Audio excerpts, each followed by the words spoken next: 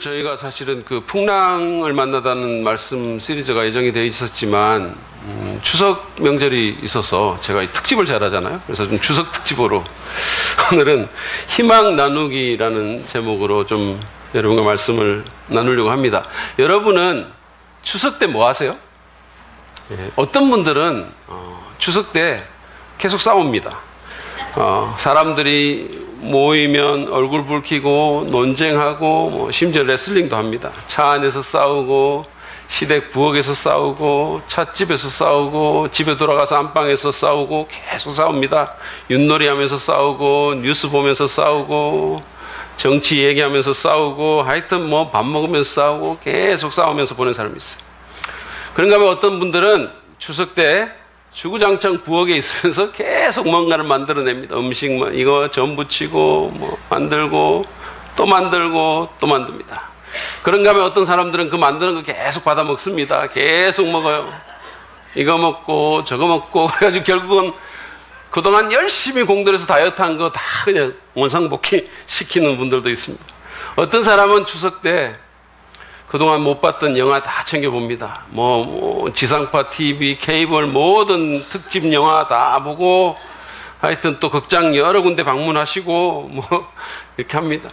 아이들은 주로 이제 아이들이나 학생들은 또 이 추석 때 수금합니다. 계속 여기 가서 돈 받고 저기 가서 돈 받고 그 추석이 그들의 대목이 되죠. 저는 여기 특별히 예수 믿으시는 우리 그리스도인들 여러분들이 뭐 여러 가지 할 일이 많겠지만 그 무엇보다도 희망을 나눠주시는 그런 추석 보내시기 바랍니다. 이렇게 희망 없는 세상에 그죠? 사실은 이 불안한 국제 정세 가운데 뭐 우리가 사실은 별로 체감을 잘 못하고 있긴 하지만 굉장히 위험한 상황인데 어떻게 보면 북핵의 위험이 있고 뭐 이게 한번 터지면 어떻게 될지 우리가 모르잖아요. 어떤 우발적인 상황이 벌어질지 몰라서 사실은 굉장히 이런 위험한 상황에 어떻게 보면 참 소망 없고 그리고 경제적인 전망도 어두운 이 상황 가운데 그 가운데서 불안해하는 수많은 사람들에게 예수 그리스도 안에 있는 구원과 영생과 천국의 소망을 좀 나눠주시는 저와 여러분이 됐으면 좋겠습니다. 추석을 맞아서 아직 예수님 모르는 그런 비그리스도인을 포함한 많은 가족들, 지인들, 친지들 모였을 때 인생의 의미와 가치와 소망에 대한 또 우리가 믿는 하나님에 대한 궁금증을 불러일으키고 질문을 유발시켜서 그들로 하여금 그 문제에 대해서 생각해 보게 하고 또 그들이 질문할 때 친절히 답변해 줌으로 말미암아 그들을 하나님에게로 한 걸음 더 나아가게 만드는 좀 더 의미 있는 삶을 살도록 도와주는 그런 저와 여러분이 됐으면 좋겠습니다. 그래서 그들도 이 세상 눈에 보이는 것, 이 땅의 삶을 넘어선 그런 소망을 갖고 살기를 바랍니다. 그랬으면 좋겠습니다. 그러기 위해서 어떻게 해야 될까요? 저는 오늘 베드로전서 3장 15절 그리고 16절 상반부 말씀을 갖고 이 문제에 대해서 주님의 교훈을 여러분과 나누기를 바랍니다. 먼저 제가 말씀을 좀 읽겠는데 성경 가져오신 분들은 베드로전서 3장을 좀 펴주시고요. 베드로가 그 당시에 갑바도기아, 지금 터키 지역이죠. 그 지역에 흩어져 있던 수많은 그 사람들에게 그리스도인들에게 보낸 편지입니다. 15절 16절 말씀 제가 읽겠습니다. 같이 읽을까요? 같이 한번 읽어보겠습니다. 스크린 보시고 같이 읽겠습니다. 시작. 다만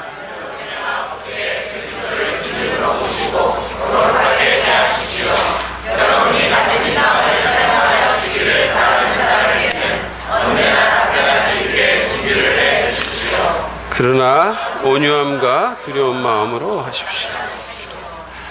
네, 여기까지만 하겠습니다. 네. 자, 우리가 이번 그 추석 명절을 맞아서 또 이렇게 10월달을 또 이 아름다운 10월을 살면서 우리 안에 있는 그 희망을 나누기를 원한다면 우리는 먼저 예수 그리스도를 우리 삶의 주님으로 모실 필요가 있습니다. 오늘 그게 베드로가 우리에게 교훈하는 거예요. 사도 베드로는 지금 이 베드로 전서라는 이 편지를 특별히 이 3장을 박해받는 핍박받고 있는 그 당시의 그리스도인들에게 편지를 쓰면서 의를 위해서 고난을 받을 때 믿음을 지키려고 살고 올바른 일을 하려고 살다가 고난을 받을 때 당신들을 핍박하고 박해하는 권세자들, 세상의 권력자들, 그 박해자들을 두려워하기보다는 오히려 그리스도에게 집중하라고 그렇게 권면하는 맥락 가운데서 15절 이하의 말씀을 하고 있는 겁니다. 거기서 제일 처음 나오는 권면이 우리가 읽었던 이 말씀이에요. 다만 여러분의 마음속에, 여러 가지 박해가 있고 어려움이 있지만 다만 여러분의 마음속에 그리스도를 주님으로 모시고 거룩하게 대하십시오. 제가 이걸 원어 성경, 이 헬라어로 된 성경을 보고 직역을 이렇게 한번 해봤는데 이렇게 번역이 돼요. 그러나 여러분은 여러분의 마음속에서 그리스도를 주님으로 거룩하게 여기십시오. 여기 거룩하게 여기라는 이 말이 사실은 여러분 주기도문 할 때 왜 하나님의 이름이 거룩히 여김을 받으시오며라고 했을 때 그 단어가 여기 쓰인 거예요. 거룩하게 여기십시오. 구별되게 여기십시오. 신성하게 대하십시오. 뭐 그런 뜻이에요. 유진 피러스는 메시지 성경에서 이 구절을 의역하면서 이렇게 말합니다. 온갖 어려움 속에서도 여러분의 마음을 다잡고 여러분의 주님이신 그리스도에게 경배하십시오. 정리를 하면 이렇죠. 이 구절의 의미는 우리가 그리스도인으로서 살면서 나름대로 믿음을 지키고 올바른 일, 옳은 일을 하려고 살면서 사실은 어려움을 만날 수 있지만 그럼에도 불구하고 우리가 믿는 예수 그리스도를 내 삶의 주님으로 인정하고 그분을 주님으로 대하고 나의 주인으로 높이라는 거예요. 내가 말을 하든지 내가 어떤 선택을 하든지 내가 자녀를 키우든지 내가 회사 생활을 할 때 내 마음대로 내가 주인에서 살지 말고 예수님을 주님으로 모시고 살아라는 거예요. 그분을 의식하고 살아라는 거예요. 교회를 좀 다닌 분들이라면, 특히 예수님 믿는 분들이라면 예수 그리스도를 주님이라고 주라고 그렇게 말하는 거에 대해서는 뭐 거부감이 없을 거예요. 상당히 익숙해져 있을 것입니다. 전혀 낯설지가 않을 거예요. 거의 모든 그리스도인들은 뭐 너무 자연스럽게 예수님을 주라고 부릅니다. 어떤 분들은 이게 너무 입에 붙어가지고 말할 때도 오 주여 하는 분들도 있고요. 기도 가운데 그냥 수시로 오 주여, 이게 그냥 거의 일종의 주임새 같은 얼수 같은 그런 걸로 오 주여를 하는 분들. 어떤 분은, 제가 아는 어떤 분은 거의 욕을 하면서도 이 말을 쓰더라고요. 어떤 분이 열심히 막 와서 그분이 열심히 컴퓨터를 고치면서 오 주여, 이 자식들이 이거 엉망으로 해놨네. 이 자식들이 말이야. 오 주여, 뭐 이렇게 말을 하더라고요. 이게 같이 가도 되는 말입니까? 어쨌든 우리는 이 주나 주님이라는 말을 쉽게 합니다. 예수 믿는 분들이라면. 근데 과연 질문해 보십시오. 과연 예수가 내 삶에서, 내 생각에, 내 행동에, 내 선택의 주인이십니까? 여러분은 예수님을 그렇게 심각하게 대하십니까? 아니면 말은 그렇게 하면서 말은 주라고 하지만 실제로는 내가 주인이 돼서 내 마음대로, 내 욕심대로, 내 본능대로 그냥 그렇게 살지는 않습니까? 예수님은 그냥 심부름꾼이고 마치 지니처럼 내가 원하는 것을 가져다 주는 그런 존재는 아닙니까? 그렇게 예수를 대하고 있지는 않습니까? 말은 주라고 하면서, 말은 나의 왕이라고 하면서 저 밑에 신하처럼 여기고 있지는 않습니까? 내가 원하는 거 안 해주면 그냥 화내고 그러진 않습니까? 여러분, 우리의 신앙에 우리가 좀 심각해지고 예수님에 대해서 좀 진지하게 생각하고 예수를 주님으로 대한다면 우리 삶에서 그냥 여기 주일날 교회에 와서 종교적인 맥락 가운데서가 아니라 우리 일상의 삶 가운데서, 내 가정에서, 내 직장에서, 나의 사회생활 가운데서 예수를 정말로 내가 주인으로 인식하고 대하고 그렇게 산다면 어떤 일이 벌어질까요? 한번 생각해 보시기 바랍니다. 예수님이 내 마음의 주인인데 내가 내 마음으로 다른 사람을 미워하고 저주할 수 있을까요? 저희 딸내미 플리피가 어릴 때 자기 오빠한테 좀 당하고는 눈을 흘기면서 저런 오빠 없어졌으면 좋겠어, 그렇게 말한 적이 있어요. 물론 오빠가 들을 수 있게 말하지는 않았습니다. 만약에 들으면 자기가 없어질 수 있으니까 그러지는 않았어요. 우리가 만약에 예수님을 내 마음의 주인으로 정말 모시면서 시어머니나 며느리나 또는 남편에 대해서 없어졌으면 좋겠다고 그렇게 생각할 수 있을까요? 윷놀이 하면서 백도나 지옥에 대한 규정으로 다투면서 그냥 집안을 그냥 지옥으로 만들어 놓을 수 있을까요?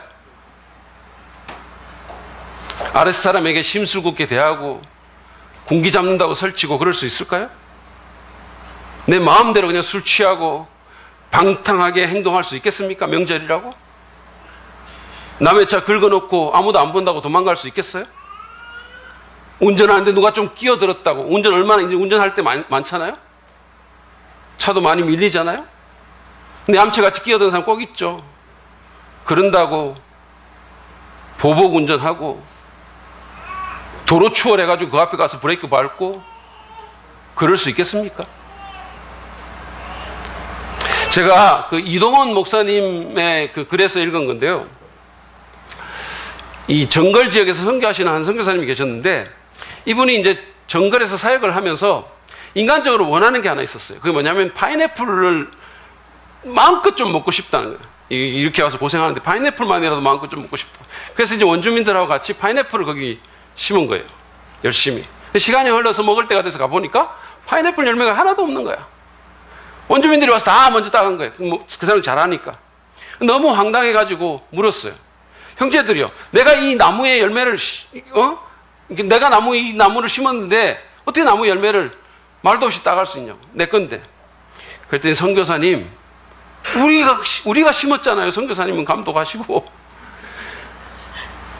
여기 법칙은 심은 사람이 그냥 열매 먹는 거예요. 그게 주인이에요. 이렇게 얘기를 하더라는 거예요. 너무 기가 막혔지만, 거기 법칙이라니까. 그래서 이제 그러면 새롭게 좀 계약을 하자고. 그래서 우리가 같이 하고, 내가 그 반의 값을 주겠다고. 이제 이렇게 한 거예요. 약속을 했어요. 그리고 그 후에 또 열매 딸 때가 돼서 가보니까 또 없어진 거예요. 너무 화가 났는데, 어떻게 할 수 없잖아요. 이미 다 갖고 왔는데. 그래가지고 그냥 그들을 위한 간이병원을 문 닫겠다고 위협하기도 하고, 개를 풀어놔가지고 막 경비를 세우기도 하고 막, 그런데도 이 원주민들이 보통입니까? 장난이 아니잖아요. 그냥 딱딱 다 따가는 거예요. 그래서 너무 기분이 나빠지고 화가 나고, 그래서 이 파인애플 때문에 선교하러 갔던 자기 선교의 대상들이 미워지기 시작했다는 거예요. 너무 싫어지는 거예요. 아니 어떻게 이렇게 상식도 없고 이렇게 좀 양심도 없는 인간들이 있을 수 있냐. 그래서 막 화가 나고 막 그 사람들 보면 믿고 막 이런 거예요. 그러던 가운데 성경을 읽고 이러고 있는 가운데 이분의 마음속에 하나님의 그 감동이 왔어요. 파인애플이 누구 거냐? 네 거냐? 내 거냐? 이런 하나님의 음성이 들린 거예요. 그래서 그 감동으로 이분이 내가 이때까지 내 욕심으로 누가 주인인가를 잊고 살았다라는 깨달음이 온 거예요. 누가 이 모든 것의 주인인지를 내가 잊고 살았구나. 그래서 그 후에 또다시 원주민들이 와가지고 이 파인애플 다 따갔지만 화를 안 냈어요. 이 사람이 달라진 거죠. 그러니까 이제 이거 원주민들이 또 너무 이상한 거예요. 그래서 와서 또 선교사님한테 물었어요. 선교사님, 원래는 왜 우리에게 화를 내지 않습니까? 이분이 대답하기 여태 나는 이 나무가 내 것이라고 생각했어. 근데 그건 잘못된 생각이었어. 내 것이라고 생각해서 내가 화를 냈지만 사실은 하나님 거였어. 그래서 이제는 화를 내지 않으려고 한다고. 내가 그 사실을 잊고 있었다. 근데 이제 그 후에는요, 물론 파인애플을 훔쳐가는 사람이 있긴 했지만, 이게 만약에 훔쳐갔는데 이렇게 좀 나쁜 일이 생길 수 있잖아요. 이게 애가 아프다거나. 그래서 이 원주민들이 어떤 식으로 해석을 하냐면, 이게 하나님 거를 훔쳐가가지고 이런 일이 벌어졌구나. 이렇게 해석을 하게 된 거예요. 그래가지고 그다음부터는 도둑이 없어졌어요. 아무도 안 갖고 왔어요. 그러면서 이 선교사님도 파인애플과 함께 이 원주민들을 더 사랑할 수 있게 됐다. 그런 얘기를 제가 읽었어요. 여러분, 우리가 예수님이 내 인생의 주인이라는 사실을 정말로 깨닫고 인정하면 우리에게는 변화가 올 수밖에 없어요. 사실은 우리가 주인 아니잖아요. 여러분이 마음대로 여러분의 심장 박동 컨트롤할 수 있으세요? 여러분이 주인이니까 여러분이 컨트롤 하십니까? 여러분이 마음대로 여러분의 삶의 시기를 정하세요? 몇 살에 죽어야 되겠다. 여러분이 정하십니까? 우리 주인 아니에요. 사실은 예수님이 주인인데 모르고 있을 따름이에요. 우리가 정말로 그 사실을 깨닫고 인정하면 우리에게 변화가 올 수밖에 없습니다. 그러면 누군가는 거기에 대해서 궁금하게 생각하고 질문을 하게 되는 거예요. 말로 질문을 하든 마음속으로 질문을 하든 그렇게 하는 겁니다. 그 원주민들이 선교사님에 대해서 그랬던 것처럼 왜 저 사람은 전과 다르게 반응하지? 작년 추석에는 윷놀이 하면서 백도 때문에 발광을 하고 길길이 날뛰더니 원래는 좀 다르네. 이거 상당히 여유로워졌네. 저 부분은 정말 사이가 안 좋아졌는데 원래는 정말 신혼부부 같네. 둘 다 치매 걸렸나? 뭐 이런 생각이 들 정도로 뭔가가 달라질 수 있다는 거죠. 질문이 나올 수 있다는 거예요. 실제로 제가 이제 그 이전 교회에서 섬길 때 제가 담당하는 그 청년부 모임에 어떤 여자 청년이 하나 왔는데 이 친구가 교회에 오게 된 계기가 회사에서 자기와 너무 다른 모습의 동료를 봤다는 거예요. 근데 그 동료가 우리 교회 청년부 회원이에요. 이 사람이 막 자기는 열받고 짜증나고 막 폭발할 것 같은데 같은 상황에서 너무 다르게 반응을 하더라는 거예요. 왜 저럴까 이렇게 궁금해진 거예요. 왜 저 친구는 저럴까 궁금해졌다는 거예요. 그러면서 그가 교회에 간다는 사실을 알게 되고 그래서 교회에 한번 가고 싶은 마음이 드는 거예요. 그래서 그 사람이 교회를 왔습니다. 그리고 그 다음부터 계속 오기 시작했어요. 그리고 예수 믿는 사람이 됐어요. 지금은 예수를 믿고 있습니다. 여러분 이번 명절을 보내면서 예수님을 마음에서부터 여러분 삶의 주인으로 실질적인 주님으로 한번 인정해 보시고 그리고 의식해 보시고 따라 보십시오. 그러면 여러분은 거룩한 질문 유발자가 될 수 있을 거예요. 왜 저렇게 살지? 왜 저런 식으로 반응하지? 나하고는 좀 다른 것 같은데? 뭔가가 있는 것 같은데? 그러면 우리는 우리가 가진 이 소망을 그들에게 나눠줄 수 있을 것입니다. 오늘 이 말씀은 또한 우리에게 소망의 이유에 대해서 누군가가 그것을 궁금해하면 설명할 준비를 해야 한다는 사실을 우리에게 교훈해 줍니다. 여러분 우리가 그리스도를 주님으로 모시고 거룩하게 대하라고 베드로가 권면했잖아요. 근데 3장 15절 하반부에서 이렇게 권면합니다. 여러분이 가진 희망을 설명하여 주기를 바라는 사람에게는 언제나 답변할 수 있게 준비를 해 두십시오. 개역 성경은 이렇게 번역을 했어요. 여러분이 아마 이건 좀 더 익숙하실 거예요. 너희 속에 있는 소망에 관한 이유를 묻는 자에게는 대답할 것을 항상 준비하되. 새 번역은 우리가 가지고 있는 그 소망, 그 희망을 설명하여 주기를 누군가가 바라면 그 사람들에게 답변할 수 있도록 준비를 해라고. 우리의 삶에 의해서 뭔가가 질문이 유발돼서 좀 설명을 듣기를 원하면 그 설명을 할 수 있도록 준비하라고. 그렇게 말을 하고 있고요. 개역 성경은 우리의 소망에 관한 이유를 누군가가 묻는다면 왜 당신은 그렇게 삽니까? 왜 당신은 그런 식으로 반응합니까? 왜 당신은 내가 갖고 있지 않은 어떤 다른 소망을 갖고 있는 것 같습니까? 라고 누군가가 그 이유를 묻는다면 거기에 대해서 대답할 것을 준비하라고.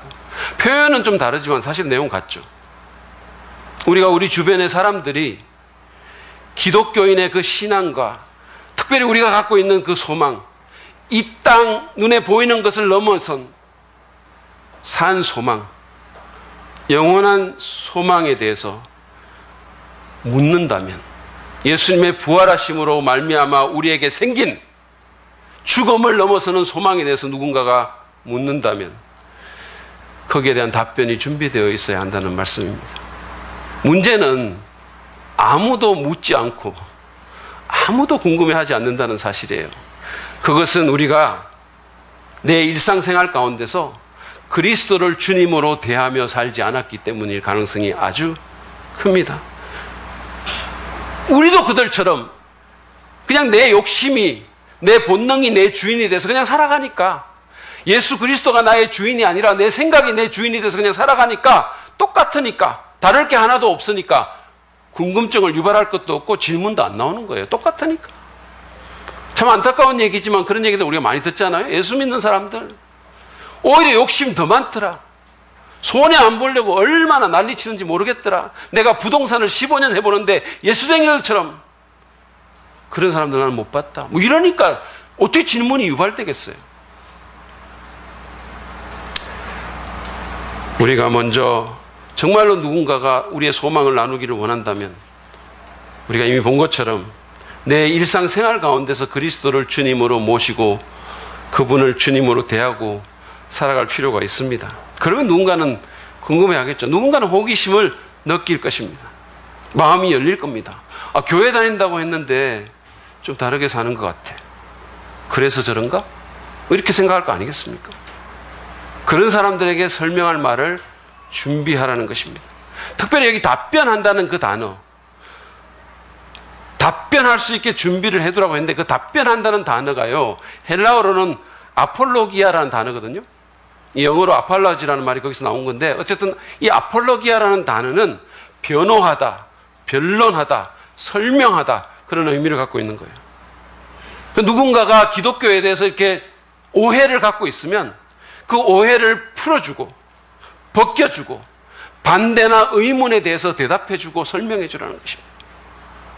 여러분은 기독교 신앙에 대해서 궁금해하거나 호기심을 갖고 있는 사람에 대해서 그들에게 설명해 줄 준비가 되어 있습니까?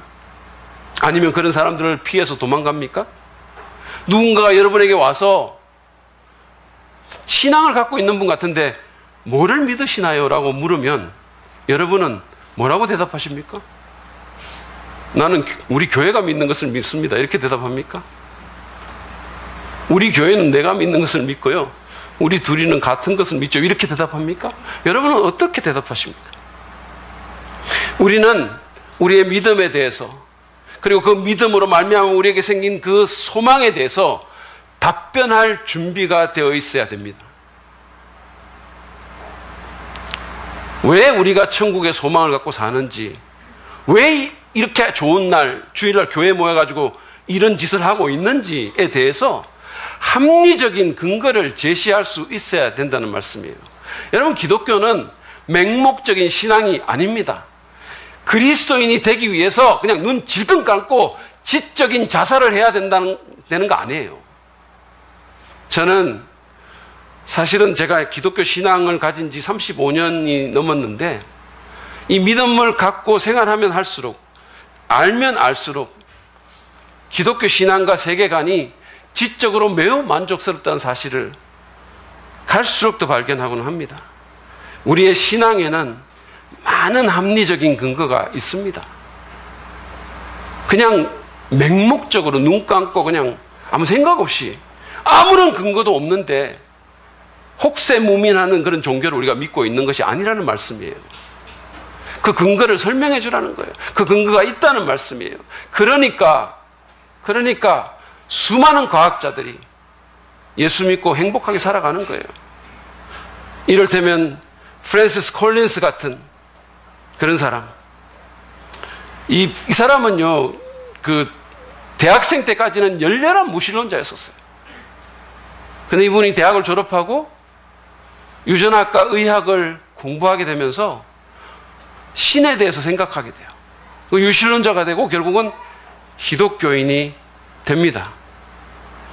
그리고는요, 전 세계에서 6개국에서 2,000명이 참여하는 인간 게놈 프로젝트의 총 책임자가 됐어요. 그리고 신의 언어라는 이 책을 썼습니다. 유전과학의 권위자예요. 근데 이분이 이렇게 말합니다. DNA는 신의 설계도라는 거예요. 한번 들어보세요. 하나님의 언어를 배우는데 세계 6개국 2,000명의 과학자가 10년을 꼬박 밤낮을 쉬지 않고 매달렸습니다. 그렇지만 저희는 고작 우리 몸을 창조할 때 쓰였던 책의 첫 페이지만을 보았을 뿐입니다. 그 안에서 우연이라고는 믿을 수 없는 31억 개의 글자로 된 복잡한 체계의 정교하고 완벽한 질서를 보았습니다. DNA 안에서. 그거 어떻게 우연이라고 하냐는 거예요. 그 31억 개의 정말 복잡하면서도 정교한 질서가 있는 그 글자를, 신의 글자를 보면서 어떻게 그거를 우연이라고 말할 수 있는 거죠. 그래서 그는 유전자 지도에서 하나님의 존재를 발견했다라고 말합니다. 어쨌든 이런 우리 신앙에 대한 합리적 근거를 제시하라는 거예요. 말해주라는 겁니다. 그것은 단지 저 같은 목회자만이 하는 게 아니라 예수를 믿는 모든 성도가 그렇게 하라는 거예요. 왜냐하면 이 구절은 모든 믿는 자에게 쓰여진 구절이기 때문입니다. 사실 제가 이 그리스도인이 된 것은 제 친구가 오늘 여러분과 제가 봤던 그 구절에 나온 것처럼 했기 때문이에요. 그 사람은 그 당시에 목사도 아니었고 집사도 아니었고 그냥 청년이었어요. 그것도 여자였습니다. 제가 군대 간 사이에 예수님을 믿게 된 청년이었었어요. 말년 휴가를 나왔다가 우연히 길에서 그 친구를 만났어요. 마침 저녁 식사 시간이라서 앞에 있는 식당에 들어갔습니다. 그래서 밥을 시키면서 제가 술을 한 병 시켰어요. 그 당시에 늘 좀 그랬으니까. 그래서 밥을 먹으면서 같이 술을 먹으려고 술을 시키니까 그 술이 나올 거 아니겠어요. 그래서 제가 술을 권했는데 그걸 아주 젠틀하게 사양하는 거예요. 거기서부터 뭔가 이상하다는 느낌이 들었어요. 왜냐하면 술을 무지하게 좋아하던 사람이었거든요. 그래서 밥을 먹으면서 얼굴을 보고 대화를 하면서 뭔가 달라졌다는 느낌이 드는 거예요. 궁금해지기 시작했습니다. 그리고 제가 군대 가 있는 동안에 예수를 믿게 됐다는 사실을 알게 됐어요. 그리고는 식사를 하고 자리를 옮겨가지고 무려 3시간이 넘도록 기독교와 교회와 신앙에 대해서 제가 질문 공세를 퍼붓기 시작했어요. 계속해서 말했어요. 그런데 그 많은 시간 동안 친절하게 최선을 다해서 자신의 간증과 함께 제게 답변을 해줬습니다. 그것이 제가 하나님께로 나오게 된 중요한 계기가 된 거예요. 여러분은 그렇게 설명할 준비가 되어 있으십니까? 오늘 본문은 분명히 준비하라고 했어요. 그 말은 미리 시간을 내서 대비하라는 거예요. 그냥 세상 일에 바빠가지고 정신없이 살다가 주일을 아이고 주일이네 그러면서 교회 한번 오는 게 아니라 너무도 중요한 어떤 사람의 영원한 운명에 대한 그것을 미리 준비하라는 거예요. 시간 내서 무슨 말을 할지 좀 생각해보고 공부도 하고 책도 읽어보고 외워야 할 것이 있으면 외워보라는 거예요. 저는요, 여러분에게 지금 제가 하고 있는 이 설교를 지난 금요일과 토요일 이틀간에 걸쳐서 무려 13시간 이상을 들여서 준비했어요. 사실 하나도 특별할 거 없는 설교고 여러분도 그냥 아무 생각 없이 그냥 듣잖아요. 그런 거 그냥 모르고 그냥 듣잖아요. 그냥 아니 뭐 유일한 소망이 있으면 빨리 끝났으면 좋겠다. 그러면 듣잖아요 지금. 별거 아니에요. 이 별거 아닌 설교를 제가 13시간 이상을 들여서 준비했습니다.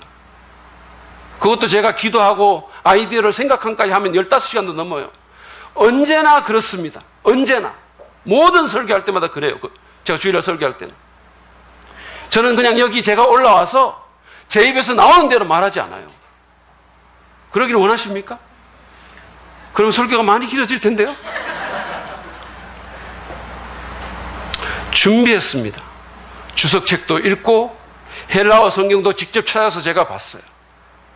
목요일 밤부터 주보를 들이민 유영희 사모의 압박에 계속 시달리면서 제목에 대해서 계속 고민해보고 여러 개 제목을 정해가지고 우리 집사람한테 퇴짜 맞고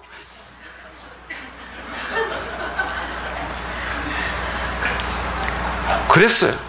사실은 제가 월요일부터 기도로 준비했습니다. 하나님, 일요일 곧 오잖아요. 무슨 말을 할지 도와주세요. 그리고 한자 한자 원고를 제가 다 타이프했습니다. 그리고 그것을 읽어보고 또 읽어보고 또 읽어봤어요. 지겨운 마음이 들 정도로. 여러분 그게 준비해요. 그게 준비한다는 겁니다. 여러분도 회사에서 프레젠테이션이 있거나 아니면 학교에서 무슨 발표를 하면 그렇게 준비할 거 아니겠습니까? 그런 것처럼 누군가의 영혼을 위해서, 누군가의 영원한 운명을 위해서, 이 땅에서의 더 나은 삶을 위해서 그에게 산 소망을 나눠주기 위해서 준비하라는 겁니다. 기도하고 마음을 준비하고 팀 켈러의 하나님을 말한다와 같은 변증서도 읽어보고 무슨 말을 할지 미리 생각도 해보고 필요하다면 자기 생각을 한번 써보고 훈련받고 실습해라는 거예요. 그만한 가치가 있을까요? 있습니다. 충분히 있습니다. 누군가의 영원한 운명이 달린 일이에요. 하나님의 영광이 걸린 일입니다. 이번 추석 연휴를 앞두고 여러분 이제 나가서 수많은 사람들 만나기 위해서 이런저런 준비를 하실 거예요. 타고 갈 교통수단도 준비할 거고 어떤 옷을 입을지도 준비할 거고 선물도 준비할 거고 음식 재료도 준비할 거고 다양한 준비를 하실 겁니다. 다 좋은데요. 그런 거 준비하시면서 혹시 하나님께서 어떤 기회를 주시면 무슨 말을 해야 할지 준비해 보세요. 생각해 보세요. 기도해 보세요. 그러기를 바랍니다. 그래서 누군가도 우리처럼 그 마음에 산 소망을 갖고 살아갈 수 있기를 바랍니다. 마지막으로 베드로 사도는 우리에게 우리가 희망을 나눠주는 사람이 되기 위해서 올바른 태도로 우리의 믿음을, 우리의 신앙을 증거해야 함을 말하고 있습니다. 16절 상반절을 한번 보세요. 그러나 온유함과 두려운 마음으로 답변하십시오. 우리가 어떤 말로 그들에게 답변해 줄지 그 내용도 잘 준비해야 되겠지만 기독교 신앙의 근거를 합리적으로 제시해야 되겠지만 내용도 중요하지만 그러나 그것을 전하는 태도도 굉장히 중요하다는 거예요. 기독교의 복음을 전할 때, 그 근거를 댈 때, 부활과 영생의 소망을 증거할 때, 내 간정을 나눌 때 올바른 태도를 가지라는 겁니다. 이 구절에서 온유함이라는 단어는 연약함을 말하는 게 아니라 내적으로는 강하지만 외적으로는 부드럽게 대하라는 거예요. 두려운 마음이라는 것은 두려운 마음 가지라 했는데 두려운 마음을 가진다는 것은 너무 하나님이 무서워가지고 뭐 어쩔 줄 모르는 이런 게 아니라 또는 이 복음을 전하는 게 너무 무서워하는 그런 게 아니라 경외감을 갖고 하라는 거예요. 이 일의 중요성을 충분히 인식하고 주의를 기울여서 경외감을 갖고 이 일을 하라는 거예요. 이렇게 말하라는 거예요. 그래서 하나님께서도 기쁨으로 들을 수 있는 그런 톤과 그런 자세로 그런 태도로 복음을 말하고 소망에 대해서 얘기하라는 겁니다. 오늘날 그리스도인들은 복음을 나눌 때 소망을 나눌 때 그 내용보다는 태도 때문에 거부감을 불러일으키는 경우가 너무 많아요. 무례하고 공격적이고 심지어는 사람을 마구 정죄하고 판단하기까지 합니다. 때에 맞지 않는 그 의도 자체는 뭐 선할지 모르겠지만 그냥 벚꽃놀이 나온 사람들 앞에서 그냥 마구 학성기 그냥 질러대고 태도가 너무 안 좋은 거예요. 제가 다른 교회에 있었을 때의 일입니다. 이게 15년도 더 된 거라 이게 착한 건 아니지만 이런 일이 있었어요. 수양회를 가가지고 점심 식사를 하고 그리고 어떤 분하고 같이 이제 전도를 나갔어요. 그 수양회에서 그 주변 마을에. 근데 그분 제가 잘 개인적으로 모르는 분이고 이제 곧 또 교회를 떠나신 분이라 제가 잘 몰라요. 근데 그때 같이 팀이 돼가지고 나갔는데 그 수양회 하는 장소 앞에 슈퍼가 있었어요. 같이 들어간 거예요. 그 아저씨가 이렇게 TV 틀어놓고 이렇게 계시더라고요. 그래서 이제 아이스크림을 하나 사 먹은 것 같아요. 아이스크림 사 먹고 이제 이렇게 까면서 먹으면서 이제 얘기를 이렇게 붙였죠. 그때까지는 좋았어요. 그때까지는 괜찮았습니다. 근데 이제 그걸 먹으면서 이렇게 몇 마디 말이 왔다 갔다 하는데 저하고 같이 간 그분이 갑자기 그 TV의 해악에 대해서 막 말을 하기 시작하는 거예요. 입에 거품을 물고 TV가 너무 안 좋은 거라고 막 TV를 성토하기 시작했어요. 이 아저씨가 TV 보고 계시는데 TV가 사탄의 도구라고 막 정신을 막 완전히 그냥 막 좀먹어가지고 인생을 망치게 한다고 막 이런 식으로 말을 하는 거예요. 그 아저씨의 인상이 점점 굳어지기 시작했어요.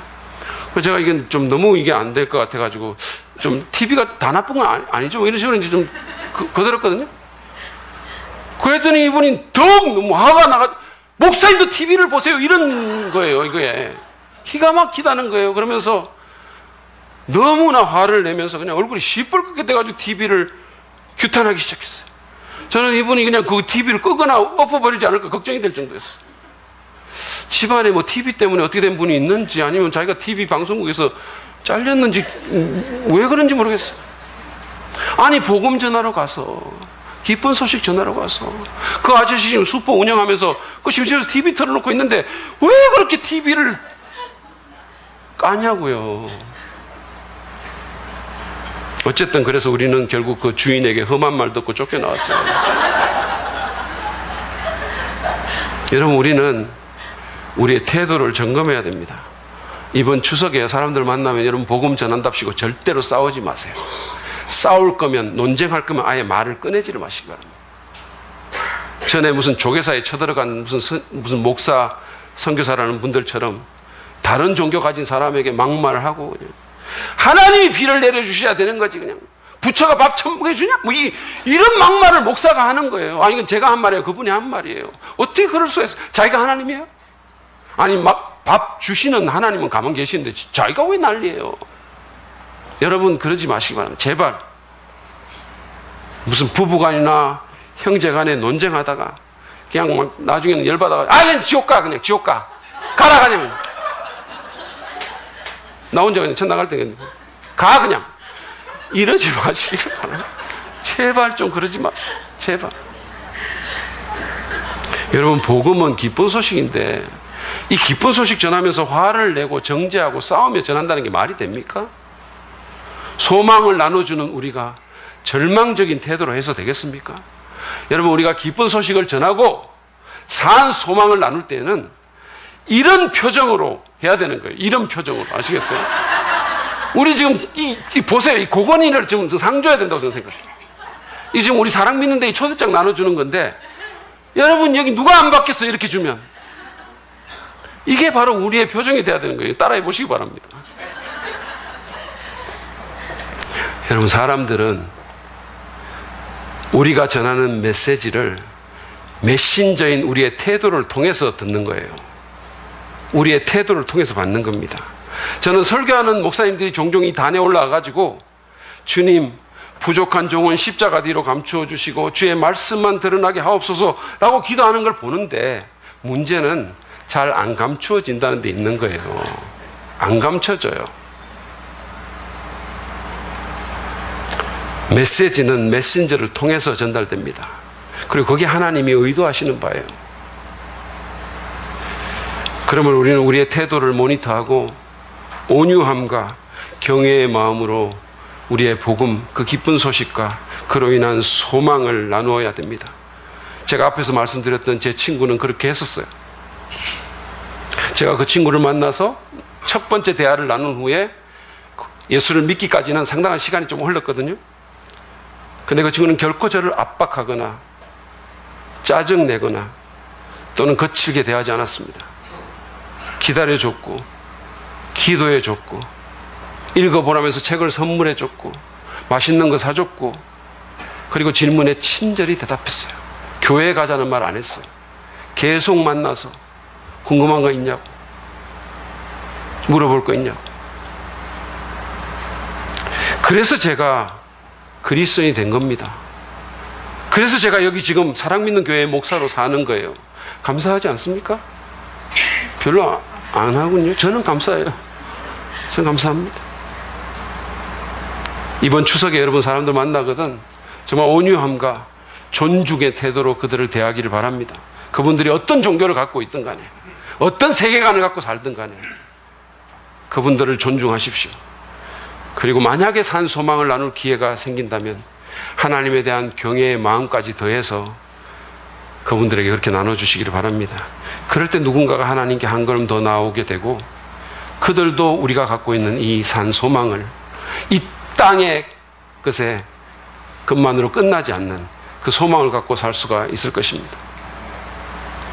오늘 우리가 우리 그리스도인들 안에 있는 이 희망, 베드로가 산 소망이라고 했던 죽음도 넘어설 수 있는 그 희망, 예수님의 부활로 인해서 우리에게 생긴 이 희망을 나누기 위해서 우리에게 필요한 것이 뭔지를 좀 생각해 봤습니다.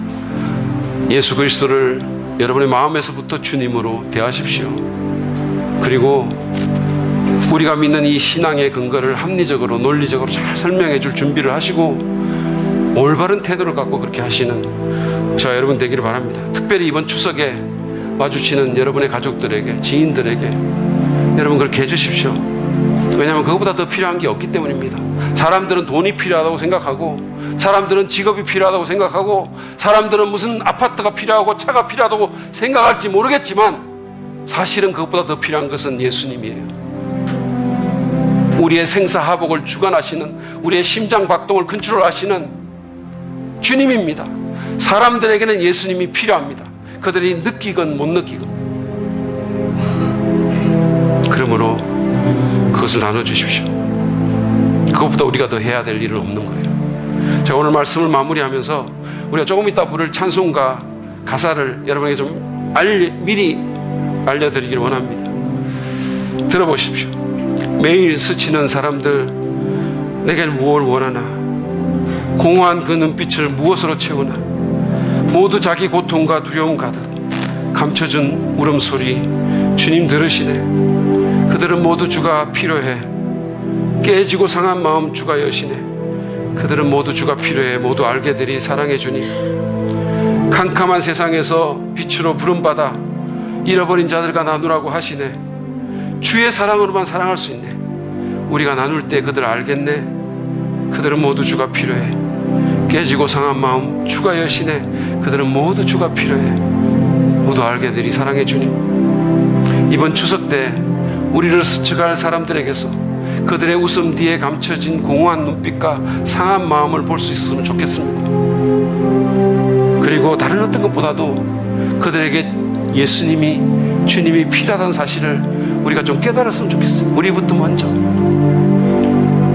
돈보다, 자식보다, 지위보다, 성공보다 주님이 정말 필요하다는 사실을 우리가 먼저 깨달았으면 좋겠어요. 사실 이 영어 가사, 이 노래의 영어 가사의 마지막 부분은요, 그들에게 주님이 필요하다는 사실을 우리가 언제 깨닫게 되리요? 라고 끝이 나요.